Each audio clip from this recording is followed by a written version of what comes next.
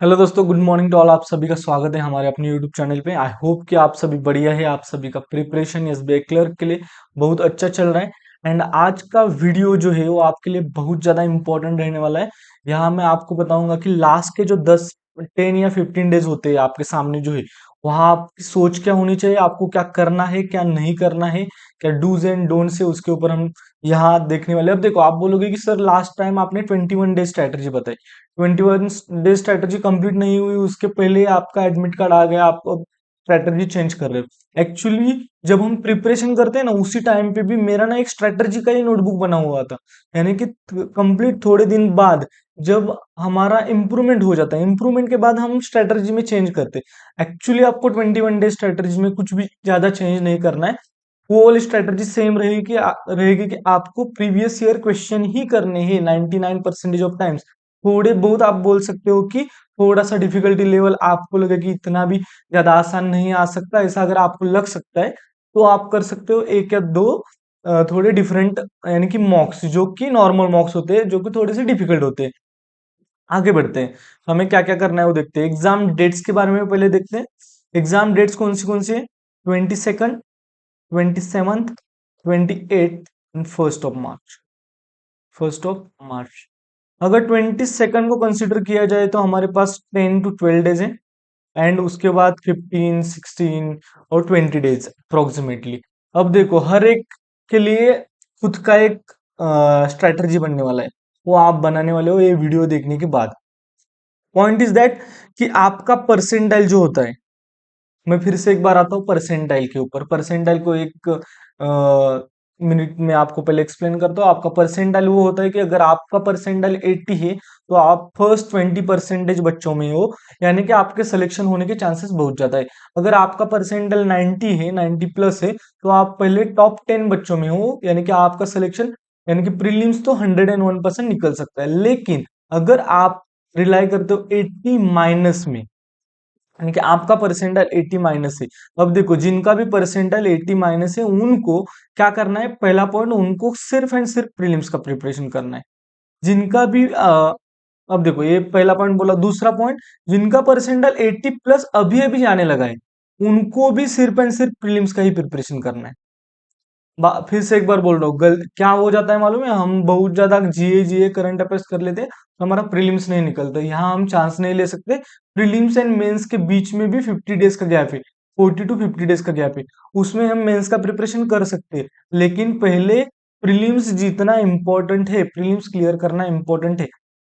जिनका percentile 90 plus जा रहा है, या जिन्होंने इससे पहले भी आप प्रीलिम्स क्लियर की है, उनको ही सिर्फ मेंस का थोड़ा बहुत प्रिपरेशन करना है। उसमें भी वो क्या कर सकते हैं, जीए का प्रिपरेशन, वो भी 2 to 3 आवर्स। बाकी टाइम आपको फिर से एक बार आपके प्रीलिम्स के ऊपर ही फोकस करना है। मैं क्या बोल रहा हूँ, 20 to 30% ऑफ टाइम सिर्फ आपको जीए में देना है, बाकी 70% टाइम आपको सिर्फ प्रीलिम्स के लिए ही देना है, क्योंकि प्रीलिम्स इंपॉर्टेंट है। ये हो गया। अब देखो, जिनका 22 को है और जिनका फर्स्ट को है, 27, 28, तो ऐसे भी डेट्स आए, उनके लिए चेंजेस क्या होंगे। लास्ट के 5 दिन में जो आपको प्रिपरेशन में स्ट्रैटेजी बताने वाला हूँ वो चेंज होगा। बाकी ये 10 दिन में, यहाँ जो है उनको 5 दिन तक, जो 21 डेज वाला मैंने चैलेंज बोला था उसी तरीके से जाना है। लेकिन यहाँ भी मैं थोड़ी बहुत बातें बताने बताने वाला हूँ, उसको भी आप कंबाइन कर सकते हो उसमें। लास्ट में अगर 27, 1 ऑफ मार्च को किसी का एग्जाम है, 27 को है, नेक्स्ट 5 6 डेज आप मेंस लेवल प्रिपरेशन अभी भी कर सकते हो, या करंट अफेयर्स के ऊपर थोड़ा सा ज्यादा रिलाई कर सकते हो। लेकिन लास्ट के 10 डेज में आपको सिर्फ एंड सिर्फ प्रीलिम्स के ऊपर फोकस करना है। सिर्फ जीए आप कर सकते हो अगर आपका परसेंटाइल, मैंने जैसे बोला कि 90 प्लस है या 85 प्लस है। बाकी जिनका परसेंटाइल 80 माइनस है, 70 माइनस है, जैसे कि मैंने एक पोल कंडक्ट किया था मेरे टेलीग्राम ग्रुप के ऊपर, मुझे पता है कि 70, यानी कि जो भी 100% बच्चों ने अगर पोल में मार्क किया है, उसमें से 50% बच्चों का स्कोर, जो परसेंटाइल है वो 70 माइनस है। अगर आपका परसेंटाइल 70 माइनस है तो भी आप एग्जाम क्लियर कर सकते हो। मुझे पता है कि एग्जाम क्लियर की जा सकती है, किससे ऊपर, वो डिपेंड किसके ऊपर होता है, आप हमारे कॉन्फिडेंस के ऊपर डिपेंड होता है। कॉन्फिडेंस एंड आप एग्जाम सेंटर में जाकर, एग्जाम हॉल में जाकर कैसे डील करते हो एग्जाम, को उसके ऊपर बहुत ज्यादा चीजें डिपेंड होती है। आगे बढ़ते हैं। अब देखो यहाँ आता हूं मैं, बार बार मेरे सामने मेरा टारगेट रहता था कि मुझे कितने मार्क्स लेकर आने हैं तभी मेरा सिलेक्शन प्रीलिम्स निकल सकता है। अब देखो यहाँ 8K यानी कि 2023 में 8,000 तक वैकेंसीज थी। एंड आप कट ऑफ देखोगे तो एक भी, यानी कि वेस्ट बंगाल का छोड़कर बाकी सभी का कट ऑफ आप देखोगे कि मैक्स 70 या 75। लेकिन वैकेंसीज कितनी, 8K वेस्ट बंगाल का, अब वैकेंसीज मुझे लगता है 10 टाइम्स बढ़ गए हैं। कट ऑफ इतना 101% नहीं जाएगा। बाकी सभी चीजों का सभी स्टेट का भी आप देखोगे तो 65, 51, 41, 57, 56। अगर 8,000 वैकेंसी में इतना कट ऑफ जा रहा है 60, 65, 70, तो 14,000 जब वैकेंसीज होती है तो कट ऑफ 101% कम होगा। दूसरा पॉइंट, कट ऑफ कम होगा, कट ऑफ अगर सेम ही उनको लगाना है तो एग्जाम का लेवल इजी होगा।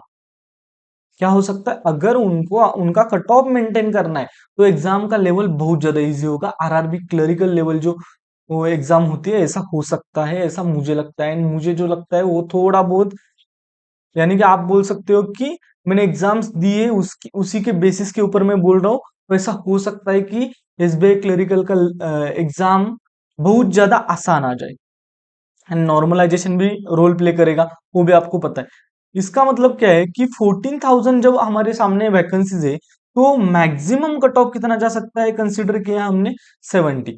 अब जो भी बच्चों का स्कोर कम आ रहा है, परसेंटाइल कम आ रहा है, उनके लिए क्या स्ट्रेटजी हो सकती है। जिनका अच्छा जा रहा है उनका प्रीलिम्स तो निकलने वाला है, जिनकी प्रीलिम्स पहले से निकली है उनका भी निकलने वाला है, क्योंकि उनके लिए बहुत ज्यादा बहुत बड़ी अपॉर्चुनिटी। लेकिन यहाँ ऐसे नहीं सोचना है कि 101% निकलेगा, आपको प्रिपरेशन तो करना ही पड़ेगा। अब देखो जिनका कम आ रहा है, क्या बोल रहा हूं मैं, क्वांट, रीजनिंग एंड इंग्लिश, यहाँ कट ऑफ तो कम जाने वाला है, नहीं तो कट ऑफ अगर बढ़ने वाला है तो हमारा एसबीआई क्लर्क का पेपर आरआरबी क्लर्क के प्रीलिम्स के लेवल जितना आसान हो जाएगा, इतना मुझे लगता है। आगे बढ़ते हैं। क्वांट रीजनिंग, ये क्यों पता, मैं आपको स्ट्रेटजी बताने आया हूँ, ये क्यों बता रहा हूँ, मुझे पता है कि यही चीजें सभी माइंड में हमारी चलती है और ये चीजें इंपॉर्टेंट होती है। इसलिए मैं बता रहा हूँ कि आपको पता होना चाहिए कि आपका टारगेट क्या है, और उस, अगर टारगेट पता है तभी आप सिलेक्शन की ओर बढ़ सकते हो। टारगेट ही पता नहीं है, आप कहाँ भाग रहे हो वही पता नहीं है, तो गलत हो जाएगा। आपको पता है आपका स्कोर तो अच्छा आ रहा है, लेकिन स्टिल आप डिप्रेस्ड हो तो वो सही नहीं रहेगा। अब देखो, अगर क्वांट में विदाउट अरिथमेटिक कितने मार्क्स का आता है, 25। रीजनिंग में हम टारगेट कर सकते हैं 30 मार्क्स। और इंग्लिश में हमने अगर, अब देखो ये 25 + 30 कितना हुआ, 55। अगर इंग्लिश में हमने 15 मार्क्स, इंग्लिश का पेपर बहुत आसान आता है, लेकिन इंग्लिश में 15 मार्क्स भी लेकर आए तो हम 70 मार्क्स लेकर आ सकते हैं। एंड एग्जाम इतने आसान लेवल का होता है, यानी कि हो सकता है क्वांट में तो आप 25 मार्क्स लेके आ सकते हो अरिथमेटिक छोड़कर। अगर आपने अरिथमेटिक कुछ भी नहीं किया तो रीजनिंग में 30 का टारगेट रख सकते हो। एंड इंग्लिश में अगर 15 मार्क्स लेके आए तो आपका स्कोर हो जाएगा 70। आप सोच सकते हो 30 + 25, 40, 50, 55 प्लस 5, 60, 70 मार्क्स आपके हाथ में आ जाएंगे। अब देखो यहाँ थोड़ा सा डिफरेंट ये करते सोचते, क्वांट में आपने स्कोर किया 20 क्योंकि आपका क्वांट इतना भी अच्छा नहीं है। रीजनिंग में स्कोर किया 30, 30 + 20, 50। एंड फिर से एक बार इंग्लिश में स्कोर किया 15। स्टिल आपकी पॉसिबिलिटी है कि आप प्रीलिम्स क्लियर कर सकते हो। आपका हो क्या रहा है मालूम है, आप ज्यादा, मैं बार बार बोलता हूँ, आप एक्स्ट्रा भागने की वजह से आपका जो टारगेट है उसी को भूल रहे हैं। आपका टारगेट एक्चुअली 70 प्लस होना ही चाहिए, मैं बोलता हूँ कि इतना कम टारगेट नहीं है। लेकिन अगर आप डिमोटिवेटेड हो तो आपको पता होना चाहिए कि अगर आप बोल रहे हो कि सर मेरा अरिथमेटिक ही नहीं हो रहा है, अरिथमेटिक नहीं हो रहा है, अरिथमेटिक, मेरा इंग्लिश अच्छा नहीं है, मेरा इंग्लिश अच्छा नहीं है। स्टिल अगर आपका इंग्लिश भी अच्छा नहीं है, आपका अरिथमेटिक भी अच्छा नहीं है, स्टिल आप एग्जाम क्लियर कर सकते हो। प्रीलिम्स एग्जाम एसबीआई क्लर्क का 101% में गारंटी देके बोल सकता हूँ कि विदाउट अरिथमेटिक रीजनिंग के 5 मार्क्स कैंसिल करके, इंग्लिश के 10 to 15 मार्क्स कैंसिल करके भी आप प्रीलिम्स निकाल सकते हो। वो आपको खुद को बताना पड़ेगा एंड इसी के ऊपर मैक्सिमम फोकस करना पड़ेगा। मैं फिर से एक बार बोल रहा हूँ, अगर आपने अरिथमेटिक को टच भी नहीं किया तो यहाँ से 25, अगर रीजनिंग को ज्यादा स्ट्रॉन्ग किया तो 30+, एंड इंग्लिश को थोड़ा बहुत भी अच्छा इंग्लिश है तो 20+ भी मार्क्स आ सकते हैं। इतना आसान लेवल आता है। आप 70 to 75+ आसानी से स्कोर कर सकते हो एसबीआई क्लर्क के एग्जाम में, लेकिन आपका टारगेट सही रहना चाहिए। आगे जाते हैं हम, ये आपको पता होना चाहिए। चलो डोंट्स के ऊपर पहले देखते हैं कि क्या क्या नहीं करना है। First point is time waste नहीं करना है। आपको बिल्कुल टाइम वेस्ट नहीं करना है। आपने जितना भी टाइम वेस्ट किया है वो बस हुआ। आपको टाइम वेस्ट नहीं करना है। ओवर थिंकिंग, जो ओवर थिंकिंग हो रही है कि सर ये नहीं हो रहा है, सर डर लग रहा है, बच्चों का ये भी है, सर डर डर लग रहा है, डर के लिए आपको टाइम ही नहीं मिलना चाहिए। आपका कंप्लीट शेड्यूल पैक होना चाहिए। आपको दिन भर क्या क्या करना है वो आपको पता होना चाहिए। दिन भर आपकी मेहनत चालू होनी यानी कि रहनी चाहिए, तो आप ओवर थिंकिंग नहीं करोगे। ओवर थिंकिंग नहीं करने, ओवर थिंकिंग से, मैं जब भी ओवर थिंकिंग करने लगता था तब भी मैं मेरा मॉक स्टार्ट कर देता था। मॉक एक बार स्टार्ट किया तो 1 घंटा तो गया। मॉक के बाद एनालिसिस करने में आधा घंटा गया। उसके बाद वो जो सोच रहा था वो भी गया। क्योंकि ओवर थिंकिंग को हम एग्जाम में ऐसे किल कर सकते हैं। ओवर थिंकिंग करना ही नहीं है। ओवर थिंकिंग आई, मॉक लगाए, खत्म। अब देखो, यहाँ है निगेटिव। निगेटिव लोगों के साथ नहीं रहना है, निगेटिव खुद भी नहीं रहना है। यहाँ सेल्फ डाउट जो बोला है, फर्स्ट पॉइंट, नहीं निगेटिव लोगों के साथ नहीं रहना है, यानी कि आपका आईबीपीएस नहीं हुआ, आरआरबी नहीं हुआ, क्या एसबीआई हो सकता है, क्या नहीं होगा एसबीआई भी। ये ये एग्जाम आरआरबी क्लरिकल जो आसान एग्जाम होता है वो नहीं हुआ तो क्या एसबीआई होगा क्या? नहीं, उनका नंबर ही ब्लॉक कर दो। नंबर ही ब्लॉक, मुझे बात ही नहीं करनी है, 10-15 दिन बात ही नहीं करनी है निगेटिव लोगों से। और खुद भी सेल्फ डाउट नहीं लेना है। जो मैंने लास्ट स्लाइड में आपको बोला कि आपका हो सकता है वो सही है। आपको सेल्फ डाउट नहीं लेना है। फिर से एक बार आपको कमेंट बॉक्स में कमेंट करना है कि यस मैं एसबीआई क्लर्क बन गया हूँ, मैं एसबीआई क्लर्क बनने वाला हूँ 101%। वो कमेंट आपको बोलती है कि जो मैंने लिखा है ना वो मुझे कंप्लीट करना है। मैं लिख सकता हूँ यानी कि मैं कंप्लीट कर सकता हूँ। सेल्फ डाउट नहीं करना है, निगेटिव थिंकिंग से बाहर आना है और पॉजिटिव थिंक करना है कि आपका हो सकता है। आप बोलोगे कि स्ट्रेटजी में ये क्या बता रहे हो? मैं बोल रहा हूँ कि स्ट्रेटजी में ही यही बताया जाता है कि ये नहीं करना है। ये चीजें नहीं करोगे तभी आप स्ट्रेटजी इंप्लीमेंट कर पाओगे। ये गलत होगा कि आप टाइम वेस्ट कर रहे हो, ओवर थिंकिंग में टाइम जा रहा है। आप अलग अलग वीडियो देख रहे हो, 100 वीडियो देखी, उसमें से आपने देखा कि सेंटर क्या आया है, सेंटर में दिक्कत आती है, ये होता है, वो होता है। बाकी चीजें आपके हाथ में ही नहीं है। आपके हाथ में आपका प्रिपरेशन और आपका दिमाग, जो कि गलत गलत सोच रहा है, अलग अलग सोच रहा है, वो नहीं सोचना है। That's it. सेल्फ डाउट नहीं करना है, एंड मेंस का प्रिपरेशन नहीं करना है। मेंस का किया तो सिर्फ जीए का प्रिपरेशन, वो भी 20 to 30%, बस इतना है। नेक्स्ट आगे बढ़ते हैं डूज।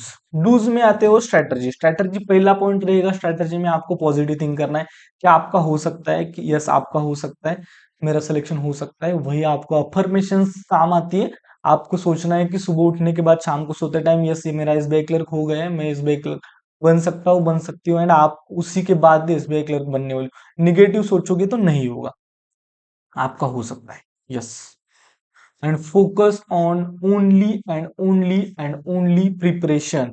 अब आप बोलोगे कि ये कौन सा डी है, डूज है। Yes, focus on only and only and only and only preparation. Preparation के फोकस, प्रिपरेशन के ऊपर आपको फोकस करना है, सिर्फ एंड सिर्फ पढ़ाई। उसके बाद दूसरा पॉइंट आता है जो कि सबसे ज्यादा इंपॉर्टेंट है, जिसको मैं हर मेरे वीडियो में डालने की कोशिश करता हूँ, वो होता है हेल्थ। क्या होता है मालूम है? इसी टाइम 90% ऑफ टाइम्स जो बच्चे अच्छा प्रिपरेशन कर रहे हैं और जिन्होंने यानी कि एक एवरेज प्रिपरेशन कर रहे थे, एंड उनके सामने एडमिट कार्ड आने के बाद उन्होंने उनका प्रिपरेशन इतना बढ़ाया कि उनकी हेल्थ ही खराब हो गई। एंड हेल्थ खराब होने की वजह से उनके 3-4 दिन गए।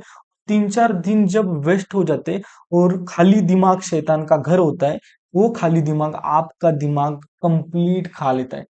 तो आपको हेल्थ के ऊपर प्लीज दिन का 1 घंटा निकाल के हेल्थ के ऊपर यानी कि एक्सरसाइज करो। सभी के लिए मैं ये बोलूंगा, खाना अच्छे से खाओ, सब कुछ अच्छा हो जाएगा। बी पॉजिटिव, थिंक पॉजिटिव, सब कुछ अच्छा हो जाएगा।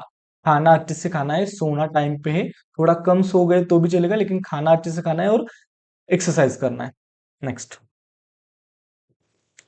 अब आते हैं मेन पॉइंट के ऊपर, जिसका आपको यानी कि जो जो सबसे ज्यादा इंपॉर्टेंट है, इसे यानी कि स्ट्रैटेजी वीडियो में।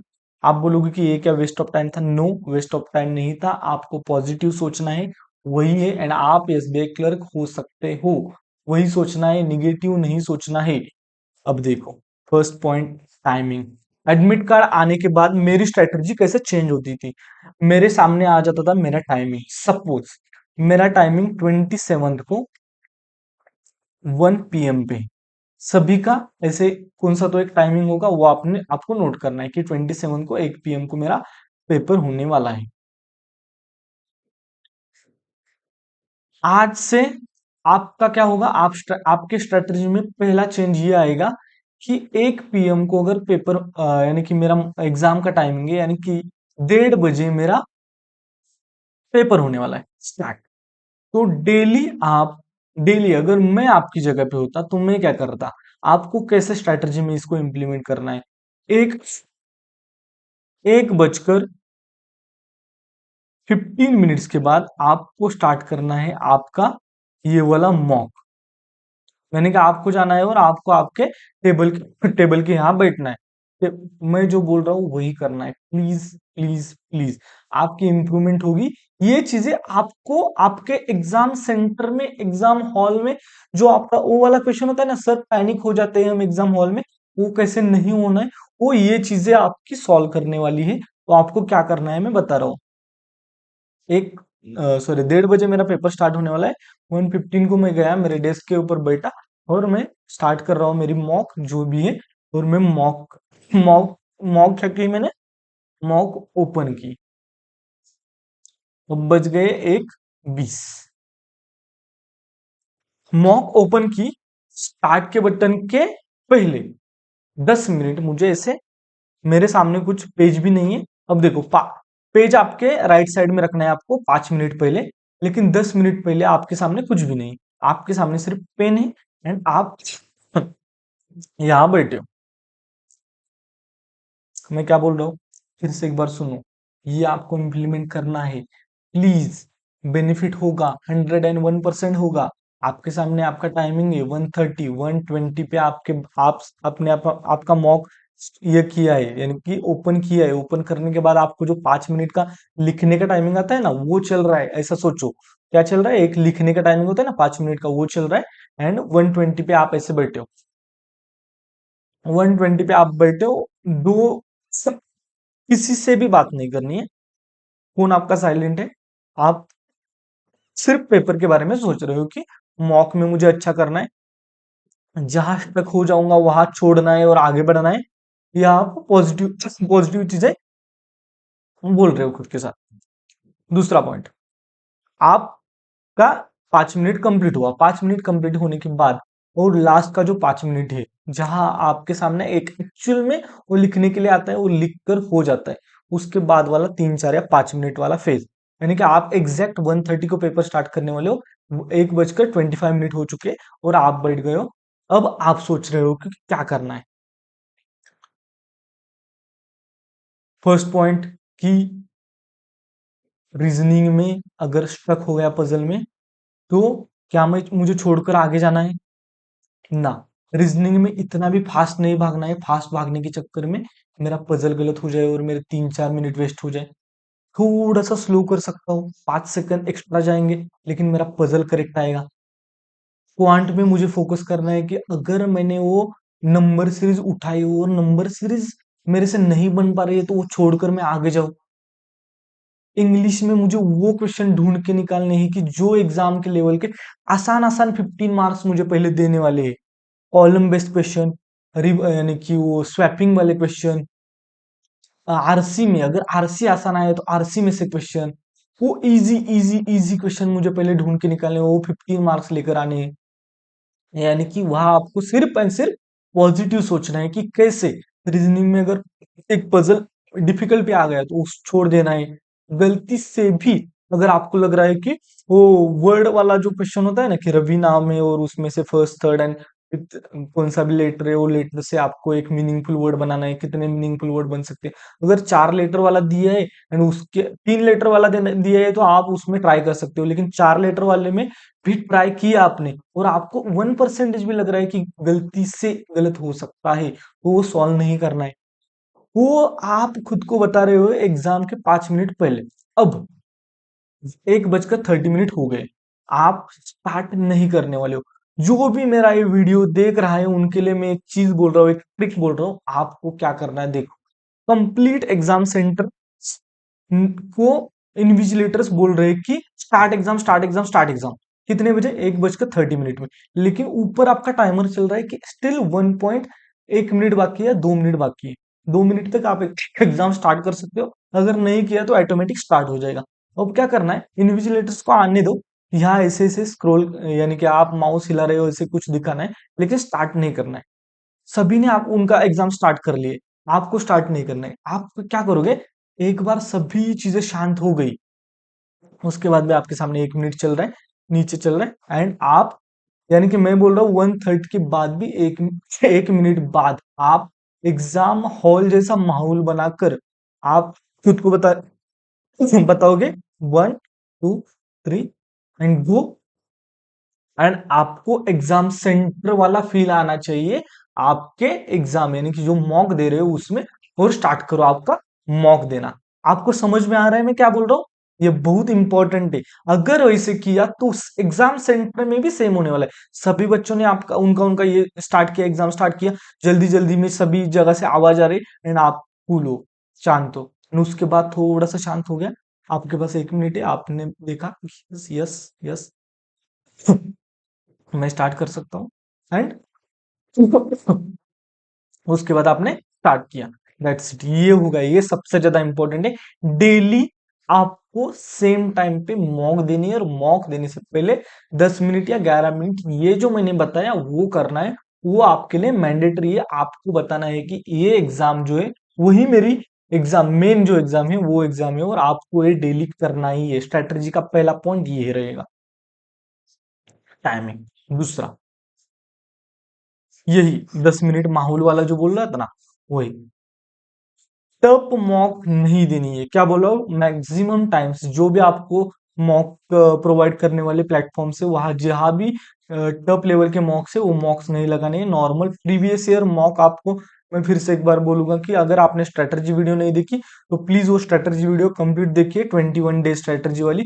उसमें अब मैंने जो बोला है प्रीवियस ईयर मॉक को आपको कैसे लगाना है, वैसे ही प्रीवियस ईयर मॉक के ऊपर आपको रिलाई करना है। नेक्स्ट, अब आपका लास्ट 5 डेज या लास्ट 10 डेज के लिए भी जिनका परसेंटाइल कम आ रहा है वो लास्ट 10 डेज के लिए भी ये ट्राई कर सकते हो। नहीं तो जिनका परसेंटाइल डिसेंट आ रहा है 80+ वगैरह आ रहा है वो लास्ट के 5 डेज में ये उनको ट्राई करना है। क्या करना है, ओनली एंड ओनली मॉक्स के ऊपर रिलाई करना है। मॉक्स के ऊपर रिलाई करने से पहले आपको क्या करना है, simplification, approximation, number series, quadratic and wrong number series, इनके कम से कम 30 क्वेश्चन करने हैं।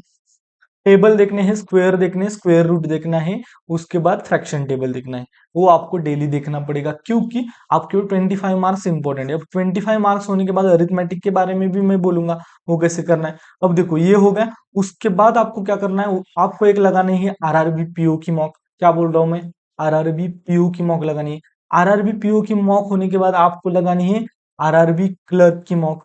क्या किया आपने, फर्स्ट नहीं, आरआरबी पीओ की मॉक होने के बाद ना आप एक काम करो, नहीं, आरआरबी पीओ की मॉक होने के बाद आपको आरआरबी क्लर्क की मॉक लगानी। पहले आरआरबी पीओ की होगी, उसका एनालिसिस कर लिया, उसके बाद आपने लगाए आरआरबी क्लर्क की मॉक।